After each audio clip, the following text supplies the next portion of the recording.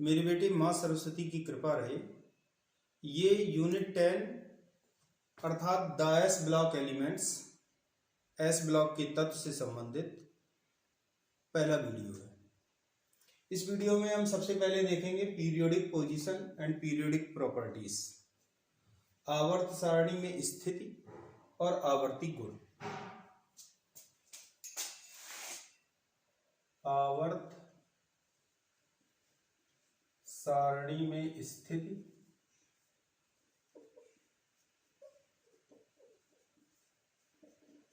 व आवर्ती गुण।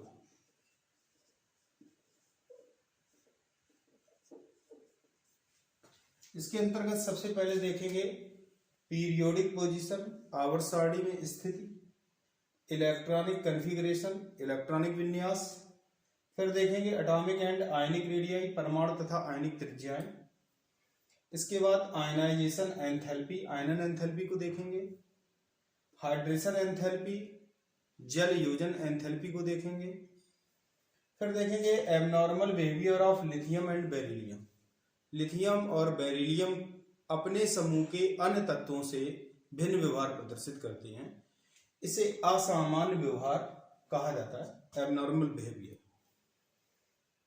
फिर देखेंगे diagonal relation between lithium and magnesium, beryllium and aluminium. Diagonal relationship का तात्पर्य होता है विकर्ण संबंध। तो Li और Mg में विकर्ण संबंध देखेंगे, Be और Al में विकर्ण संबंध देखेंगे। तो चलो स्टार्ट करते हैं और सबसे पहले देखते हैं periodic position and periodic properties, आवर्त सारणी में स्थिति तथा आवर्ती गुण।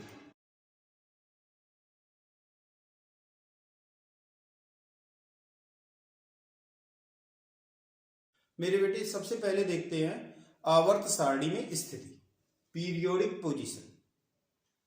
आवर्त सारणी के वे तत्व जिनके अंतिम इलेक्ट्रॉन एस उपकोष में प्रवेश करते हैं एस ब्लॉक के तत्व कहलाते हैं। वे तत्व जिनके अंतिम इलेक्ट्रॉन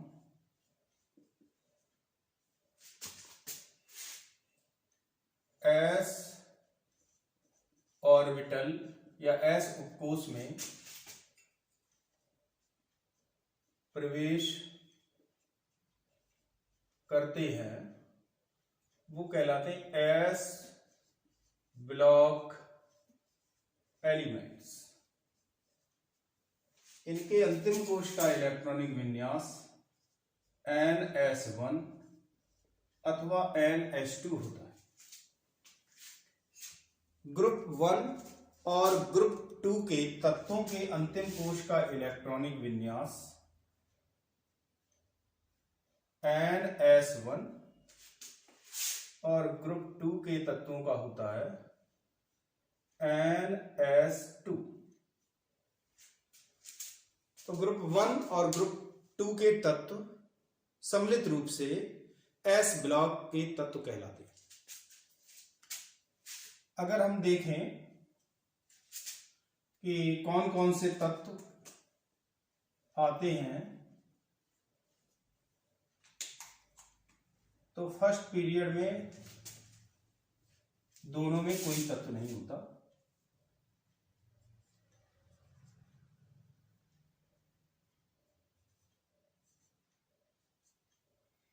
सेकेंड में जो क्षार धातु हैं उनको याद करने के लिए ट्रिक है लीना की रब से फरियाद।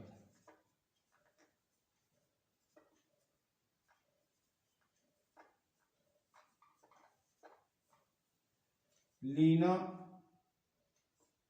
Li हो जाएगा, Na हो जाएगा, की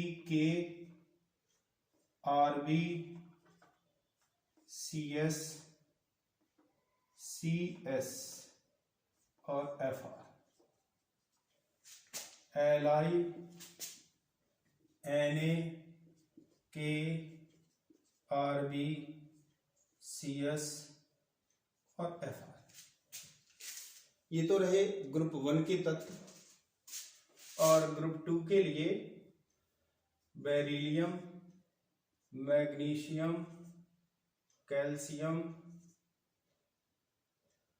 स्ट्रोंशियम, बेरियम और रेडियम।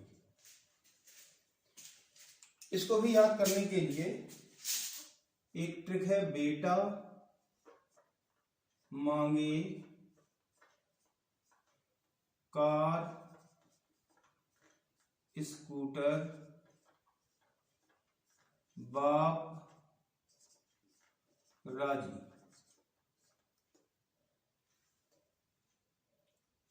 बी मांगे से हो जाएगा MG, car CR, scooter SR, बाप BA। और ये तो याद करने के लिए ट्रिक रही। इनके परमाणु क्रमांक अगर देखेंगे तो इसका होता 3Li, इसमें 8 ऐड करेंगे तो 11 Na हो जाएगा। फिर 8 ऐड किया तो 19 K हो जाएगा। फिर 18, पहले 8 फिर 8 फिर 2 टाइम्स 18 और फिर 32 ऐड करेंगे तो ये हो जाएगा 37 Rb। इसके बाद फिर 18 ऐड करेंगे तो ये हो जाएगा 55 CS। और फिर लास्ट में 32 ऐड करते हैं तो 87 FR। 8 2 टाइम्स 8 फिर 2 टाइम्स 18 और लास्ट में 32। इसका अगर हम एटॉमिक नंबर लिखेंगे तो 4B, 12Mg, 20Ca, 38 SR, 56 BA और 88 R। ये इनको याद करने के लिए मैंने ट्रिक बता दी। लीना की रफ से फरियाद, बेटा मांगे कार, स्कूटर, बाप राजी। वैसे तो डायरेक्ट ही याद कर ले तो ज्यादा सही रहेगा। इसमें भी वही एटॉमिक नंबर लिखने के लिए 2 टाइम्स 8 ऐड करेंगे तो इसमें 8 ऐड किया तो 12 हो गया। इसमें 8 ऐड करेंगे 20 हो जाएगा। फिर 2 टाइम्स 18 ऐड करेंगे तो यहाँ पर 18 ऐड किया तो ये हो जाएगा 38 और यहाँ पर 18 ऐड करेंगे तो ये हो जाएगा 56 और उसके बाद लास्ट में 32 ऐड करते हैं तो ये हो जाएगा 88। इन एलिमेंट्स में जितने भी एलिमेंट्स लिखे हुए हैं, सीजियम लिक्विड स्टेट में होता है और फ्रेंसियम लिक्विड स्टेट में होता है एट 25 to 40 डिग्री सेंटीग्रेड। मतलब नॉर्मल टेम्परेचर पर देखा जाए तो ये लिक्विड में होते हैं, बाद बाकी सभी सॉलिड स्टेट में पाए जाते हैं। इन्हें क्षार धातुएं कहते हैं।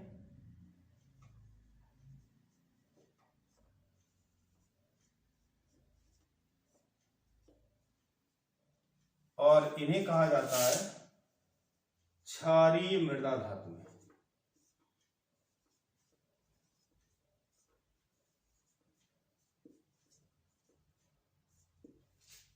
एल्कली मेटल्स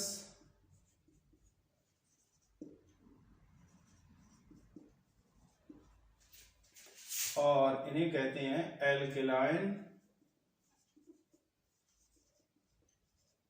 अर्थ मेटल्स, क्योंकि ये भूपर्पटी में पाए जाते हैं।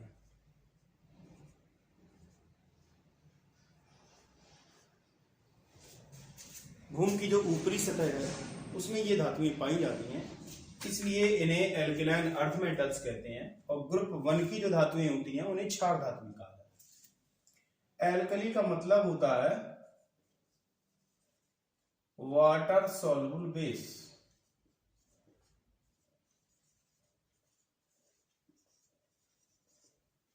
जल में घुलनशील क्षार को एल्कली कहते हैं। तो ये एल्कली मेटल्स हो गई और वो हो गई alkaline earth metals. Alkaline earth metal के अंतर्गत बेरिलियम नहीं आता, क्योंकि इसके ऑक्साइड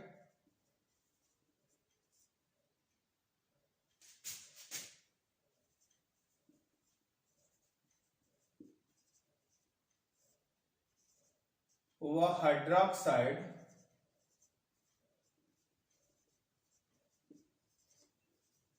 उभयधर्मी प्रकृति के होते हैं।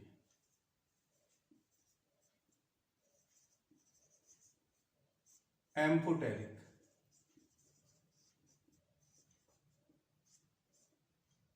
इसलिए ये क्षारीय मृदा धातु नहीं होती।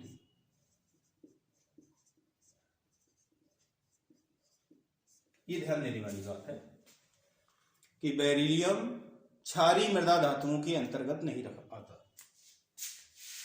तो इस तरीके से मतलब इसे क्षारीय मृदा धातु नहीं कहेंगे, क्योंकि ये इसके ऑक्साइड और हाइड्रोक्साइड दोनों ही उभयधर्मी प्रकृति के होते हैं। और क्षारीय मृदा धातुओं का तात्पर्य यह है कि जिनके ऑक्साइड और हाइड्रोक्साइड क्षारीय हो। तो इसलिए number of alkaline earth metals हो गया जाकर 5, 3 + 2, और नंबर ऑफ एल्कली मेटल्स अगर हम देखें तो ये है 6। साथ ही साथ ध्यान देने वाली बात ये भी है कि फ्रेंसियम रेडियो एक्टिव होता है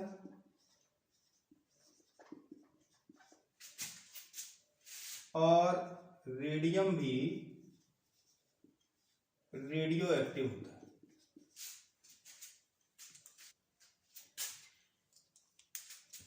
एक और ध्यान देने वाली बात है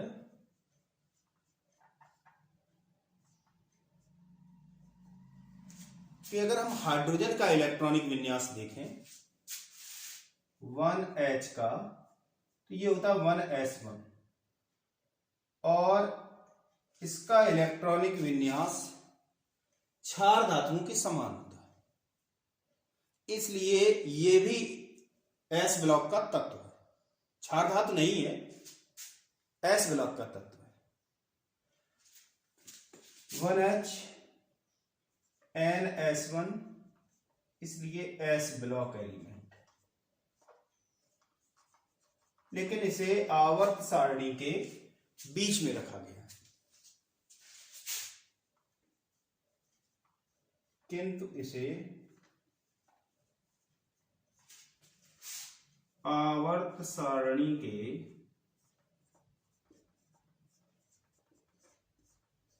मध्य में रखा गया।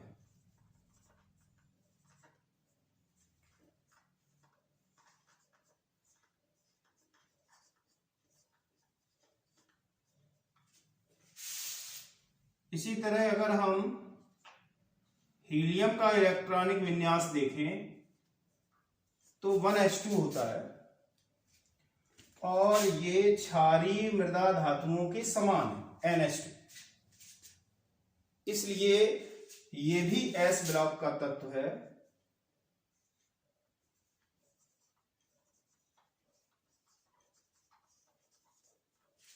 लेकिन इसे अक्रिय गैसों के साथ रखा गया।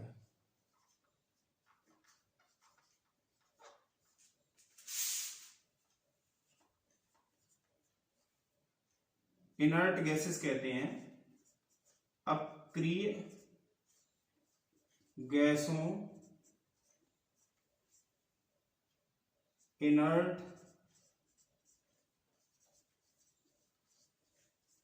के साथ रखा गया।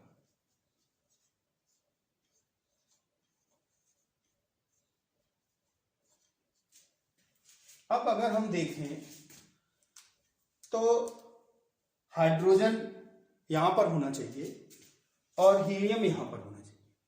तो अगर हम total number of s block elements देखें तो वो कितनी हो जाएगी, 7 यहां और 7 यहां, टोटल हो जाएंगे 14 एलिमेंट्स।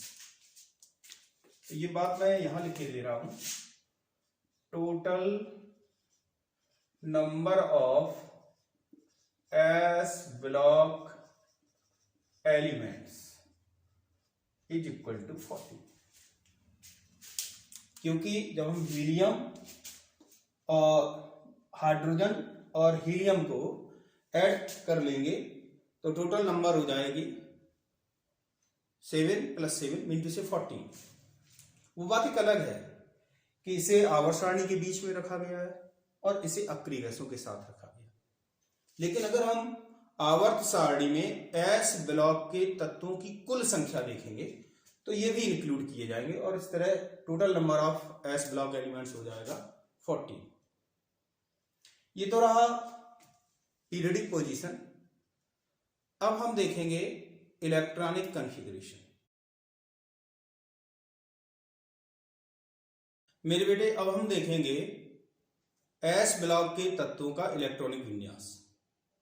s ब्लॉक के तत्वों के इलेक्ट्रॉनिक विन्यास को समझने से पहले हमें एक चीज याद रखनी होगी कि किस आवर्त में कौन सी अक्रिय गैस है। जैसे पहले आवर्त में है हीलियम, दूसरे में है नियॉन, तीसरे आवर्त में है आर्गन, चौथे आवर्त में है क्रिप्टन, पांचवें आवर्त में है जीनॉन, छठवें आवर्त में है रेडॉन और सातवें आवर्त में है ऑर्गेन्सन। अक्रिय गैसों को परमाणु क्रमांक सहित याद करना होगा। 2He, 10Ne, 18Ar, 36Kr, 54Xe, 86Rn, 118Og। क्योंकि हम जब पी ब्लॉक देखेंगे तो उसमें भी इलेक्ट्रॉनिक विन्यास अक्रिय गैसों के बेसिस पर ही लिखेंगे। अब इलेक्ट्रॉनिक विन्यास करके देखते हैं तो इसका हो जाएगा 1s2 और 2s1। 11Na का लिखेंगे तो 1s2, 2s2, 2p6, 3s1। अब इस इलेक्ट्रॉनिक विन्यास को अक्रिय गैसों के पदों में भी लिखा जाता है। तो जैसे अगर हम हीलियम का इलेक्ट्रॉनिक विन्यास देखें तो 1s2। अगर हम हीलियम लिख देंगे कहीं भी ब्रैकेट में तो इसका मतलब है 1s2 हमने लिख दिया। नियॉन का अगर हम इलेक्ट्रॉनिक विन्यास देखेंगे तो 1s2, 2s2 और 2p6। अगर हमने ब्रैकेट में नियॉन लिखा तो इसका मतलब है इतना इलेक्ट्रॉनिक कॉन्फ़िगरेशन हो गया। तो जैसे हम लिथियम का लिखेंगे तो ये हो जाएगा 1s2 की जगह हम लिख देंगे H, केवल He। इसका मतलब हुआ 1s2 और ये हो गया 2s1। जब हम सोडियम का लिखेंगे तो हो जाएगा 1s2, 2s2, 2p6। इसकी जगह पर हम नियॉन को लिख देंगे Ne3s1। इसी तरीके से जब हम पोटेशियम का लिखेंगे तो इससे पहले की इनर्ट गैस लिखनी पड़ेगी, क्योंकि 18Ar तक तो आर्गन का इलेक्ट्रॉनिक विन्यास हो जाएगा और जब 18 इलेक्ट्रॉन्स का हमने दिखा दिया तो केवल एक इलेक्ट्रॉन बचा और वो नेक्स्ट ऑर्बिट में जाएगा यानी कि 4s1। इसी तरीके से 37 Rb का लिखेंगे तो 36 हो गया क्रिप्टन का और बढ़ा हुआ इलेक्ट्रॉन नई कक्षा में जाएगा, केवल एक इलेक्ट्रॉन है तो ये हो जाएगा 5s1। इसी तरीके से सीजियम का लिखेंगे तो 54 तक इलेक्ट्रॉनिक विन्यास हो गया जीनॉन का, यानी कि इसमें 54 इलेक्ट्रॉन आ गए और केवल एक इलेक्ट्रॉन बचा तो वो हो जाएगा 6s1। इसी तरीके से इसका हो जाएगा रेडॉन 7s1। अगर ओवरऑल हम देखें तो हमने इसका इलेक्ट्रॉनिक विन्यास लिखा इनर्ट गैस और माइनस की चिन्ह ये प्रदर्शित कर रहा कि पहले की इनर्ट गैस। अगर हमें बाद की इनर्ट गैस लिखनी होगी तो हम प्लस लगा देंगे और अगर पहले की लिखनी होगी, याद करने के लिए ये ट्रिक बता रहा हूं कि पहले लिखनी होगी तो IG माइनस करके लिखते हैं। इसका मतलब है एक आवर्त पहले की। तो जैसे हम दूसरे आवर्त का लिख रहे हैं तो पहले आवर्त की, तीसरे का लिख रहे हैं तो दूसरे आवर्त की प्रीवियस लिखेंगे, इसी तरीके से नीचे तक लिख देंगे। अब जरा इसका भी देख लेते हैं। तो इसका हो जाएगा He2S2, मैग्नीशियम के लिए 10, तो नियॉन को लिख करके हम प्रदर्शित करेंगे और बचे हुए 2 इलेक्ट्रॉनों को अगली कक्षा में भेज देंगे, यानी कि 3S2 हो जाएगा। इसी तरीके से 20 Ca का हो जाएगा आर्गन, आर्गन का 18, और जो 2 इलेक्ट्रॉन बचे वो 4S2 में। 38Sr, 38Sr का लिखेंगे तो क्रिप्टन में 36 इलेक्ट्रॉनों का इलेक्ट्रॉनिक विन्यास हो गया, और ये हो जाएगा 5S2, बचे हुए 2 इलेक्ट्रॉन। फिर इसके बाद जीनॉन 6S2, रेडॉन 7S2। अगर इसको भी हम लिखें तो हम लिख सकते हैं Ig इनर्ट गैस, और माइनस का मतलब एक आवर्त पहले की इनर्ट गैस, और NS2, NS1। ये तो रहे इलेक्ट्रॉनिक विन्यास। मेरे बेटे अब हम देखेंगे परमाणु तथा आयनिक त्रिज्याएं, एटॉमिक एंड आयनिक रेडियाई।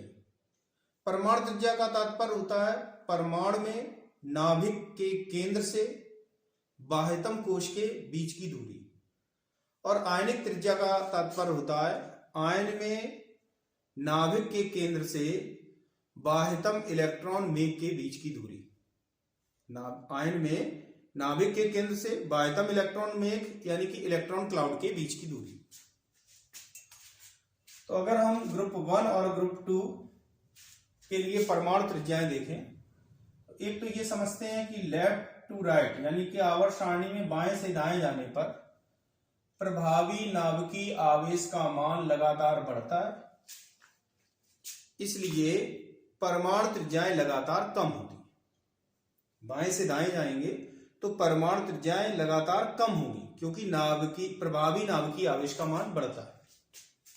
तो इसलिए अगर देखा जाए तो किसी आवर्त में सबसे ज्यादा परमाणु त्रिज्या क्षार धातु की होगी, या ये कहें कि इनका आकार, क्षार धातुओं का आकार अपने आवर्त में सर्वाधिक होता है। क्षार धातु का आकार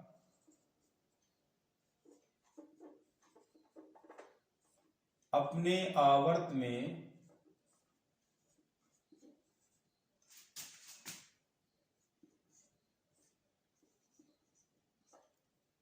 सर्वाधिक होता है।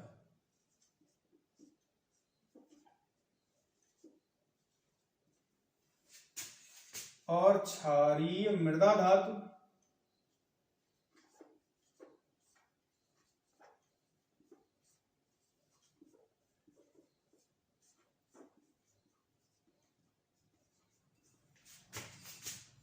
का आकार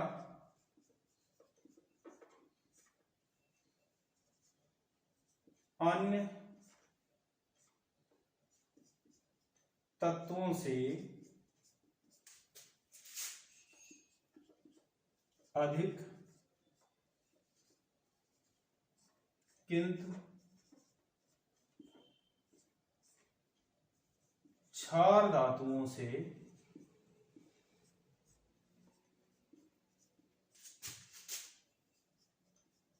एल्कली मेटल्स से कम। तो अगर हम साइज या त्रिज्या के पदों में देखें तो क्षार धातुएं एल्कली मेटल्स का आकार अधिक होता है या परमाणु त्रिज्या अधिक होती है क्षारीय मृदा धातु से। अगर हम टॉप टू बॉटम आते हैं, ऊपर से नीचे, तो प्रभावी नाभिकीय आवेश का मान कम होता है। क्योंकि जब हम ऊपर से नीचे आते हैं तो बढ़े हुए इलेक्ट्रॉन नई कक्षा में प्रवेश करते हैं। कक्षा बढ़ जाने के कारण प्रभावी नाभिकीय आवेश का मान निरंतर कम होता जाता है। इसलिए Li से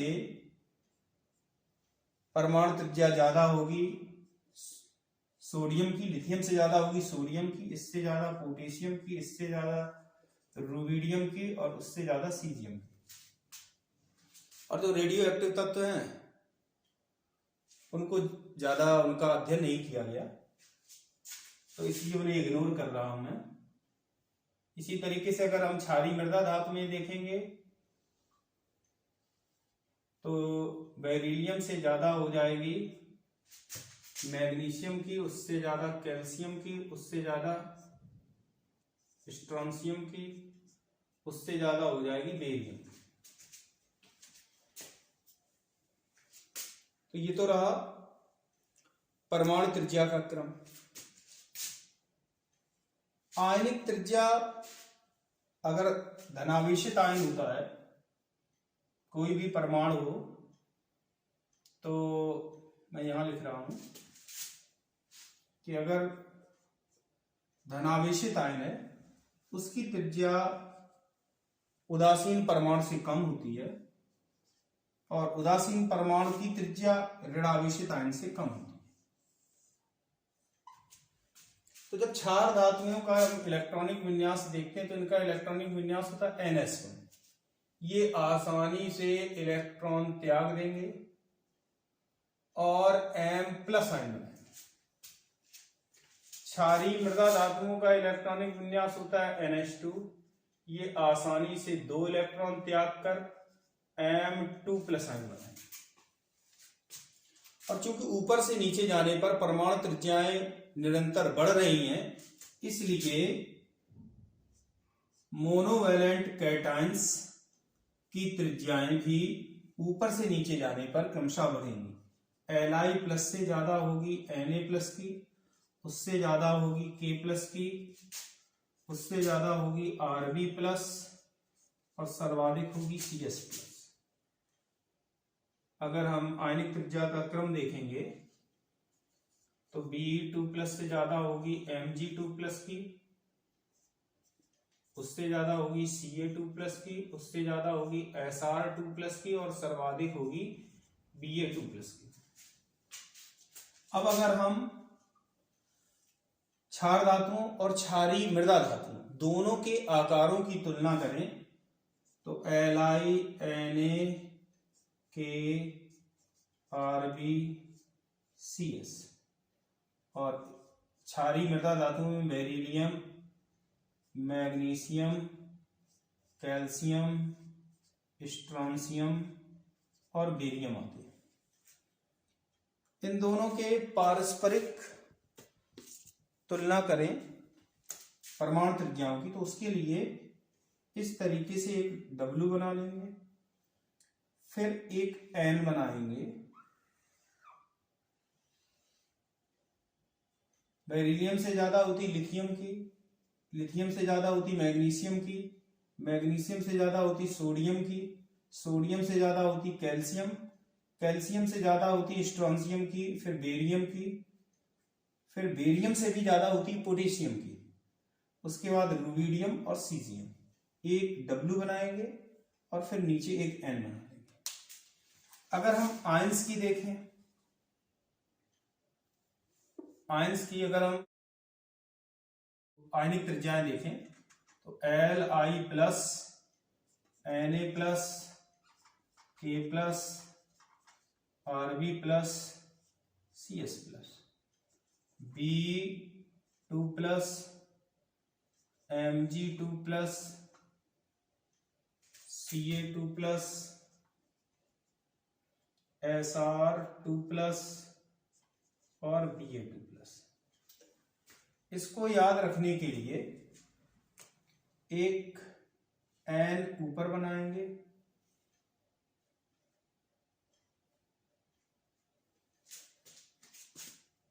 Be मतलब बेरिलियम से ज्यादा होगी मैग्नीशियम की, बेरिलियम कैटायन से ज्यादा मैग्नीशियम कैटायन की, इससे ज्यादा लिथियम प्लस की, उससे ज्यादा सोडियम की, और यहां पर भी एक एन बनाएंगे।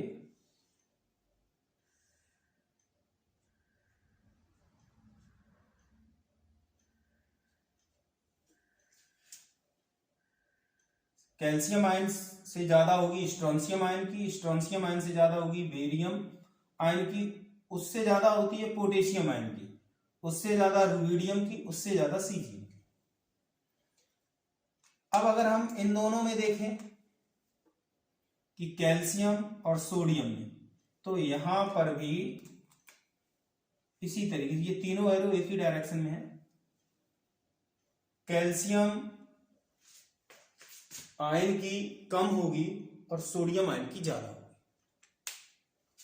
तो ये तो याद करने की एक ट्रिक हो गई। अगर उदासीन परमाणु की परमाणु त्रिज्याओं में तुलना कराई जाएगी तो हम इस तरीके से कर लेंगे, और अगर कैटायंस की आयनिक रेडियाई में तुलना कराई जाएगी तो हम इस तरीके से कर लेंगे। अब एक बात ध्यान देने वाली ये है कि लिथियम प्लस आयन और Be2 प्लस आयन, इन दोनों कैटायंस का साइज इतना छोटा है कि ये संयोग करने वाले एनायन यानी कि ऋणायन के साथ जब जुड़ते हैं तो उसमें ध्रुवणता उत्पन्न करके सहसंयोजी बंध बनाते हैं। छोटे आकार के कारण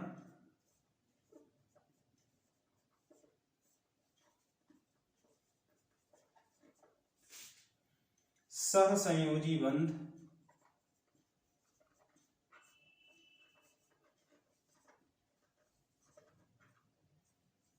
बनाने की प्रवृत्ति रखते हैं।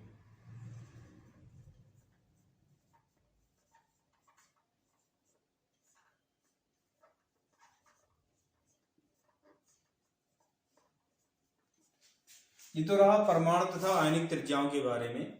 अब हम नेक्स्ट पॉइंट पर आते हैं। मेरे बेटे अब हम देखेंगे आयनन एंथैल्पी अर्थात आयनाइजेशन एंथैल्पी।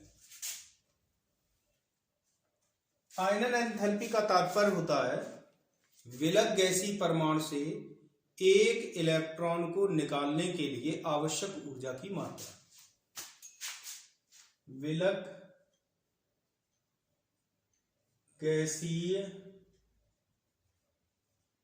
परमाणु से विलग गैसीय का मतलब बिल्कुल अलग हो, आइसोलेटेड गैसियस एटम। विलग गैसीय परमाणु से एक इलेक्ट्रॉन को बाहर निकालने के लिए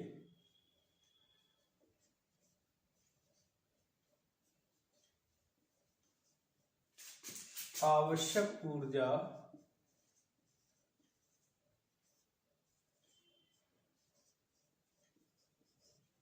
को आयनाइजेशन एंथैल्पी कहते हैं। अगर हम लेफ्ट टू राइट यानी कि बाईं से दाईं ओर जाते हैं आवर्त सारणी में, तो मैंने बताया था प्रभावी नाभिकीय आवेश का मान बढ़ता है। प्रभावी नाभिकीय आवेश बढ़ता है इसका मतलब जो बाहर वाले इलेक्ट्रॉन है, सबसे बाह्यतम कोश के इलेक्ट्रॉन, उन पर नाभिकीय आकर्षण बल की मात्रा बढ़ती है। तो क्षार धातुओं से ज्यादा प्रभावी नाभिकीय आवेश होगा क्षारीय मृदा धातुओं में, यानी कि क्षार धातुओं के इलेक्ट्रॉनों पर क्षारीय मृदा धातु के इलेक्ट्रॉनों की तुलना में कम आकर्षण बल होगा, इसलिए इनको निकालने के लिए आवश्यक ऊर्जा की मात्रा कम होगी, जबकि इनसे इलेक्ट्रॉन को निकालने के लिए आवश्यक ऊर्जा की मात्रा अधिक होगी। यानी कि अगर हम आयनाइजेशन एंथैल्पी का क्रम देखें तो क्षार धातुओं की आयनाइजेशन एंथैल्पी कम होगी, जबकि क्षारीय मृदा धातु से एक इलेक्ट्रॉन को निकालने के लिए आवश्यक ऊर्जा अधिक होगी। तो इसलिए आयनाइजेशन एंथैल्पी क्षार धातुओं की कम और क्षारीय मृदा धातुओं की अधिक, क्योंकि बाएं से दाईं ओर जाएंगे तो प्रभावी नाभ की आवेश बढ़ेगा। प्रभावी नाभ की आवेश का मतलब बाहर वाले इलेक्ट्रॉनों पर आकर्षण बल की मात्रा। तो क्षारीय मृदा धातुओं में आकर्षण बल अधिक होता है, इसलिए इनसे इलेक्ट्रॉन को निकालने के लिए आवश्यक ऊर्जा की मात्रा भी अधिक होती है, अर्थात आयनन एंथैल्पी का मान अधिक होता है। ये तो फर्स्ट आयनाइजेशन एंथैल्पी के बारे में। जब पहला इलेक्ट्रॉन निकलता है तो उसे फर्स्ट आयनाइजेशन एंथैल्पी कहते हैं, और जब दूसरा इलेक्ट्रॉन निकाला जाता है तो उसके लिए आवश्यक ऊर्जा की मात्रा को सेकेंड आयनाइजेशन एंथैल्पी कहते हैं। अगर हम सेकेंड आयनाइजेशन एंथैल्पी की बात करें तो क्षार धातुओं की ज्यादा होती है, जबकि क्षारीय मृदा धातुओं की कम होती है। और उसका कारण क्या है कि जब एक इलेक्ट्रॉन निकल जाता है तो इसका मैंने बताया था इलेक्ट्रॉनिक विन्यास होता है NS1 और इसका होता है NS2। अब जब बाहर वाली कक्षा से एक इलेक्ट्रॉन निकल जाएगा तो अंदर वाली कक्षा के इलेक्ट्रॉन निकलेंगे, और इसमें जब एक इलेक्ट्रॉन निकलेगा तो दूसरा इलेक्ट्रॉन बाहर वाली कक्षा से ही निकलेगा, क्योंकि दूसरे इलेक्ट्रॉन बच जाएगा बाहर वाली कक्षा में, और इसमें सबसे बाहरी कक्षा में एक ही इलेक्ट्रॉन है। तो जब सबसे बाहर वाली कक्षा का इलेक्ट्रॉन निकल गया तो जो अंदर की कक्षा होगी वो पूर्णता भरी होगी। एक इलेक्ट्रॉन निकलने के पश्चात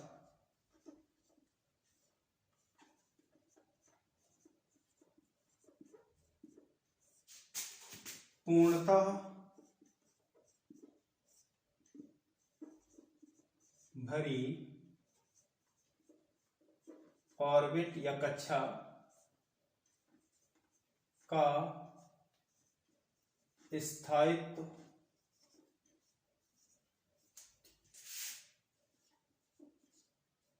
अधिक होता है।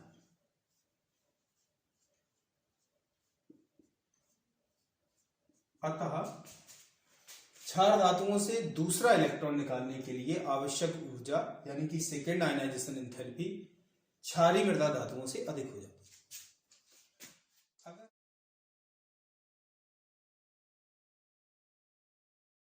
अगर हम टॉप टू बॉटम आते हैं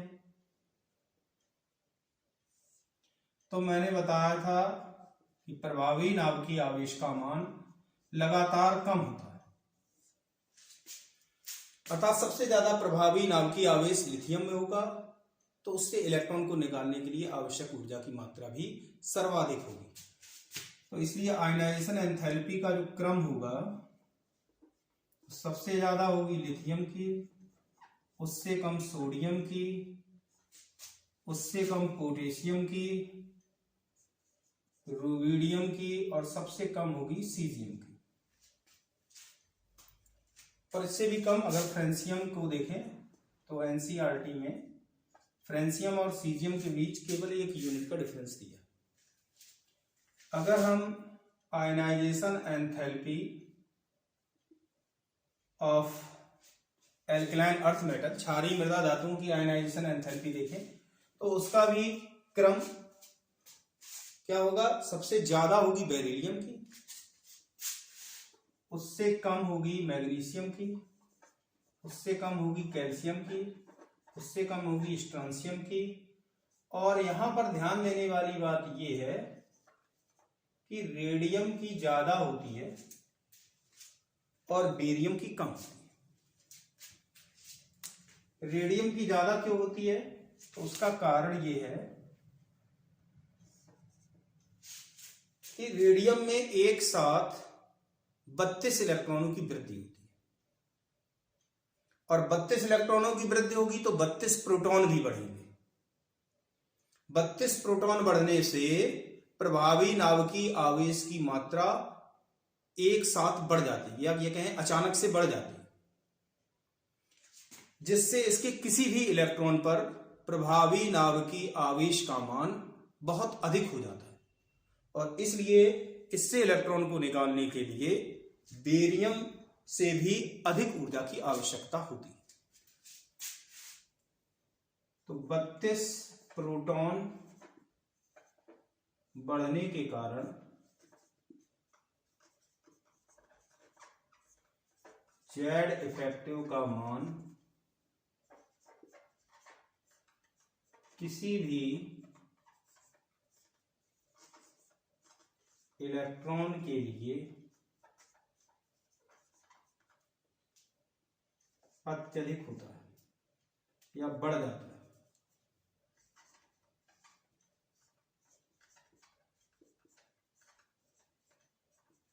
अतः आयनन के लिए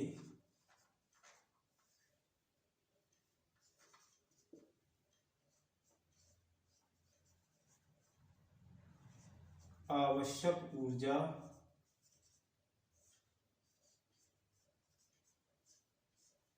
की मात्रा भी बढ़ जाती है।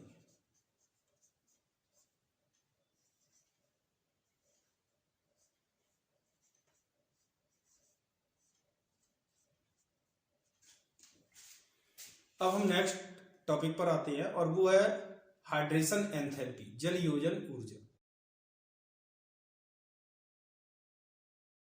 मेरे बेटे अब हम देखेंगे एस ब्लॉक के तत्वों की जल योजन ऊर्जा, हाइड्रेशन एंथैल्पी।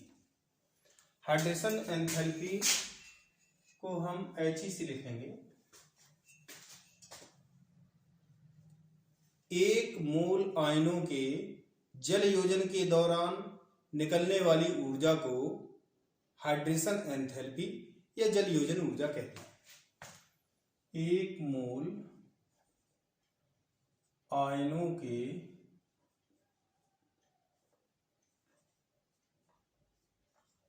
जल योजन के दौरान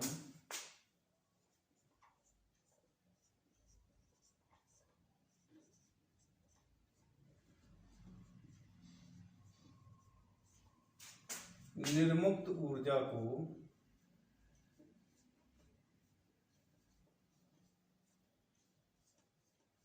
जल योजन ऊर्जा कहते हैं, हाइड्रेशन एंथैल्पी।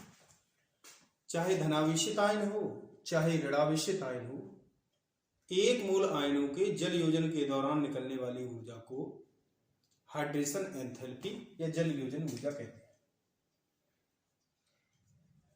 किसी ठोस पदार्थ के एक मोल को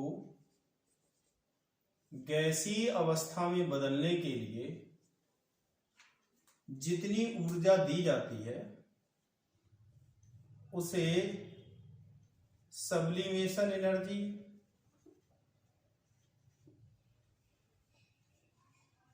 या ऊर्ध्वपादन ऊर्जा कहते हैं। एक मोल ठोस से एक मोल गैसीय अवस्था में परिवर्तित करने के लिए जितनी ऊर्जा दी जाती है उसे ऊर्ध्वपादन ऊर्जा कहते हैं।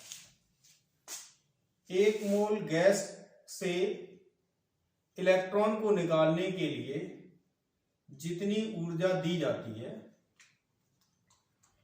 उसे आयनाइजेशन एंथैल्पी कहते हैं। आयनाइजेशन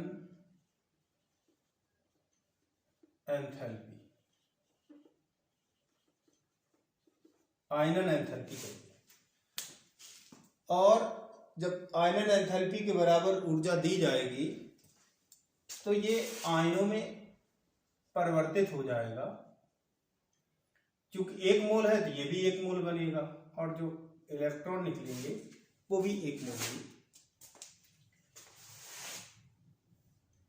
अब जो आयन बने, कहने का तात्पर्य एक मोल आयनों के जल योजन से, इसकी क्रिया जल के साथ होगी तो जल योजित आयन बनते हैं और जल योजित आयन को MAQ M प्लस और एक्वस करके लिख देते हैं।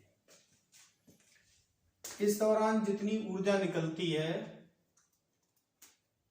उसे कहा जाता है हाइड्रेशन एंथैल्पी। 1 मोल ठोस से 1 मोल गैस बनानी है, उस समय जितनी ऊर्जा देनी होती है उसे कहा जाता है ऊर्ध्वपातज ऊर्जा या सब्लिमेशन एनर्जी। 1 मोल गैसीय परमाणुओं से आयन बनाने हैं तो जितनी ऊर्जा दी जाती है उसे कहा जाता है आयनन एंथैल्पी। और 1 मोल आयनों के जल योजन के दौरान जितनी ऊर्जा निर्मुक्त होती है उसे कहते हैं जल योजन ऊर्जा या हाइड्रेशन एंथैल्पी। जब ऊर्जा दी जाती है तो उसे प्लस साइन से रिप्रेजेंट करते हैं और जब निकलती है तो उसे माइनस साइन से रिप्रेजेंट करते हैं। अब हमने ये माना कि Li प्लस आयन है या कोई भी प्लस पॉजिटिवली चार्ज आयन है, और जब ये वाटर के संपर्क में आएगा तो हमें पता है कि जल का अणु ध्रुवित होता है।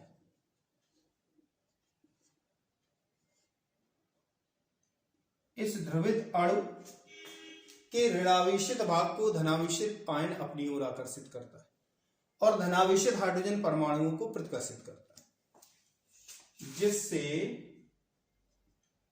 इस आयन के चारों ओर अगर हम इस तरीके से H2O मॉलिक्यूल्स को प्रदर्शित करें, O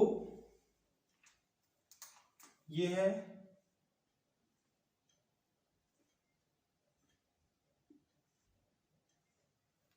तो ऋणावेशित किनारा यानी कि oxygen atom positively charge ion की ओर होगा और जो पॉजिटिवली चार्ज हाइड्रोजन एटम है वो इससे दूर होंगे। अब इन धनावेशित हाइड्रोजन परमाणुओं के द्वारा भी ऑक्सीजन परमाणु आकर्षित किए जाते हैं, यानी कि नए अणु इन हाइड्रोजन परमाणुओं के साथ हाइड्रोजन बंध द्वारा जुड़े होंगे।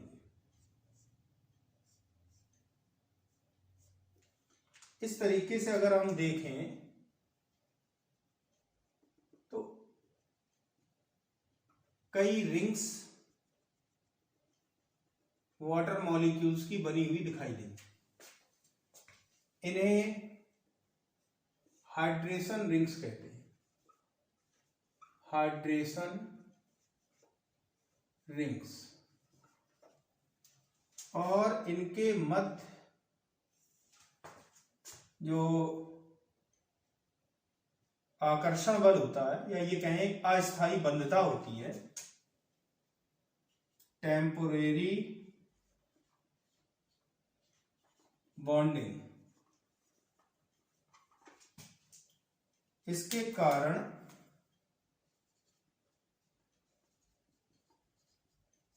ऊर्जा निर्मुक्त होती है।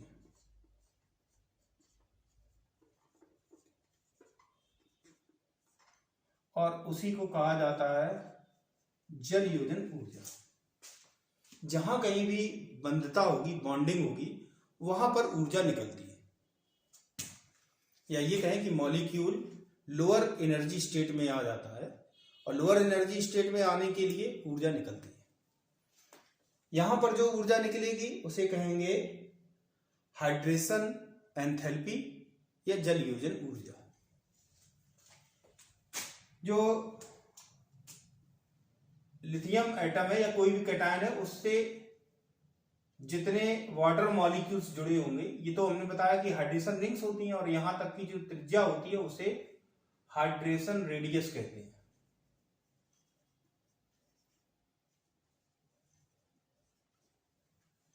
और जो ऊर्जा निकलती है उसे कहा जाता है हाइड्रेशन एनर्जी। अब अगर हम देखें तो हाइड्रेशन एनर्जी डायरेक्टली प्रोपोर्शनल होगी नंबर ऑफ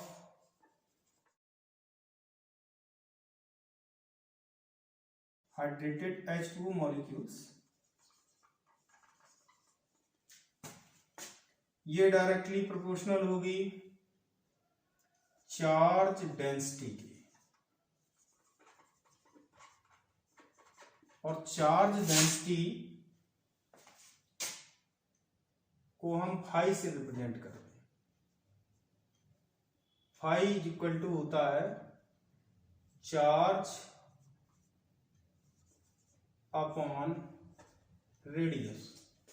तो हम ये कह सकते हैं कि हाइड्रेशन एंथैल्पी चार्ज के डायरेक्टली प्रोपोर्शनल होती है और रेडियस के इनवर्सली प्रोपोर्शनल होती है। मीन टू से proportional to charge q and anti proportional to radius. Hydration enthalpy जो ये वाटर मॉलिक्यूल्स जब अटैच हो जाते हैं तो जितने ज्यादा वाटर मॉलिक्यूल्स अटैच होंगे जो आयन है उसका आकार उतना ही बड़ा हो जाएगा और उसे गति करने में उतनी ही परेशानी आएगी।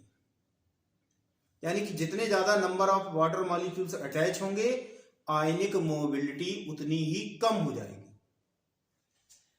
तो हाइड्रेशन एंथैल्पी डायरेक्टली प्रोपोर्शनल होती है number of hydrated water molecules और ये एंटी प्रोपोर्शनल हो जाएगा आयोनिक मोबिलिटी। आयनिक मोबिलिटी मीन्स एक्वेटेड आयनिक मोबिलिटी, एक्वस आयनिक मोबिलिटी के एंटी प्रोपोर्शनल होगी।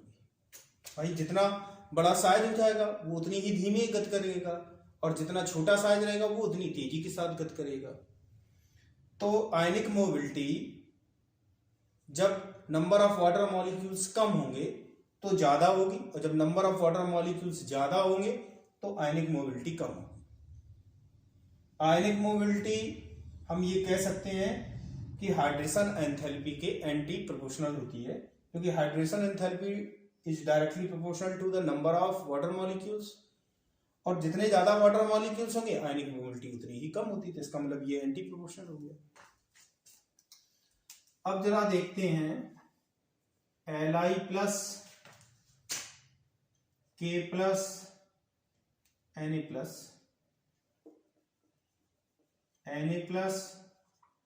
के plus Rb plus Cs plus ions के लिए। अगर हम फाई की वैल्यू देखें तो चार्ज सभी में सेम है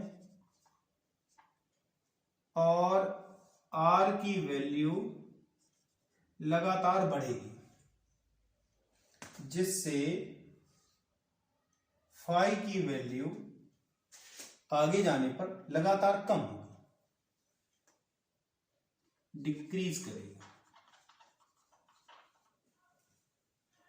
और जब फाई डिक्रीज करेगा तो हाइड्रेशन एनर्जी भी डिक्रीज करेगी। Hydration energy decreases. Ionic mobility increase करेगी, number of hydrated water molecules decrease करेगा। इसको मैं यहां पर लिख रहा हूं, hydration energy decreases, number of hydrated H2O molecules ये भी डिक्रीज करेगी क्योंकि फाई की वैल्यू कम हो रही है और फाई की वैल्यू कम हो रही है तो जितने वाटर मॉलिक्यूल्स अटैच होंगे उनकी नंबर भी कम लगातार कम होती जाएगी और आयोनिक मोबिलिटी इंक्रीज करेगी। अगर हम ये तो हमने ग्रुप 1 के लिए लिखा,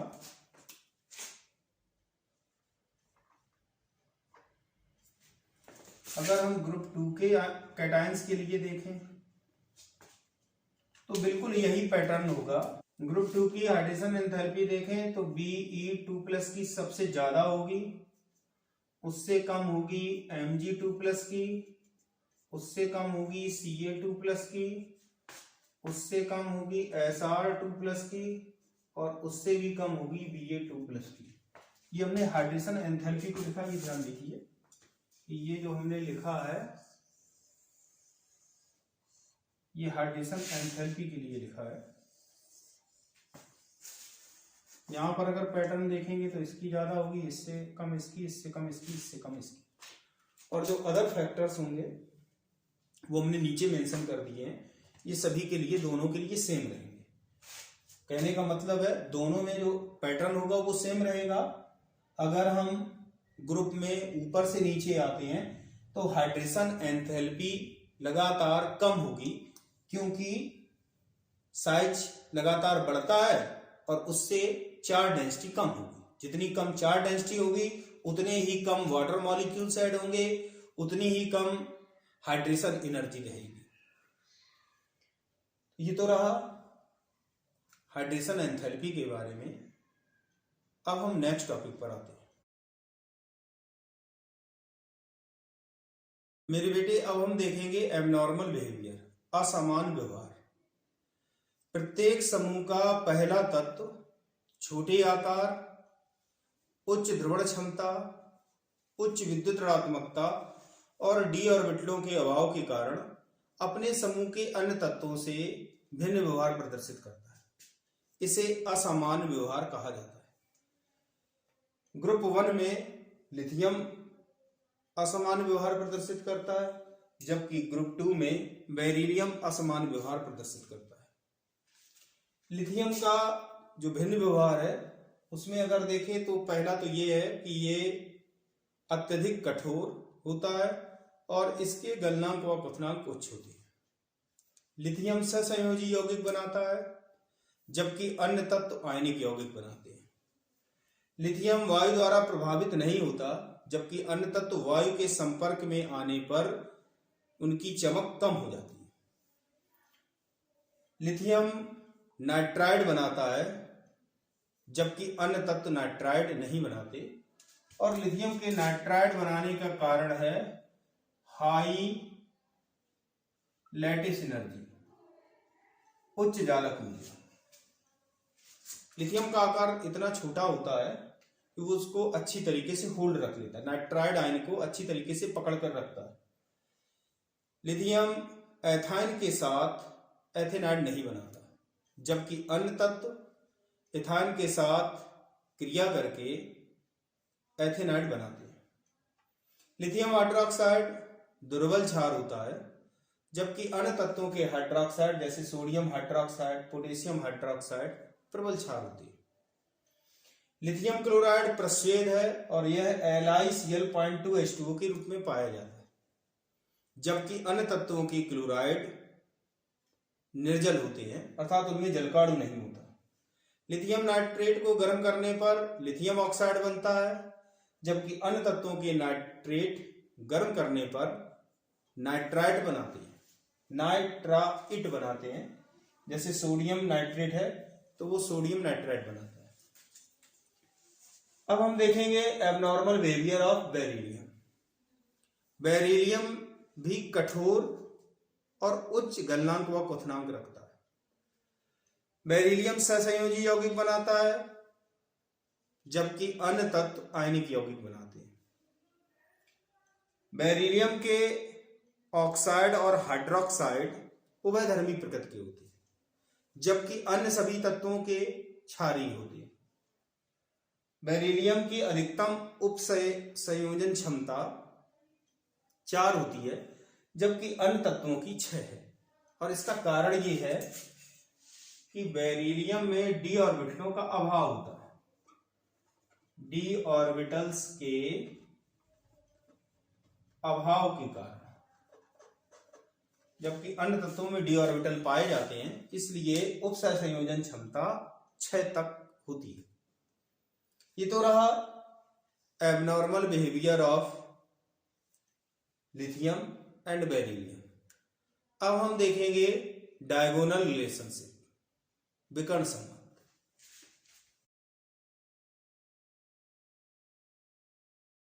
मेरे बेटे अब हम देखेंगे डायगोनल रिलेशनशिप अर्थात विकर्ण संबंध। आवर्त सारणी में द्वितीय आवर्त के तत्वों के गुण तृतीय आवर्त में विकर्णता स्थित तत्वों से मिलते हैं। इस संबंध को विकर्ण संबंध कहते हैं।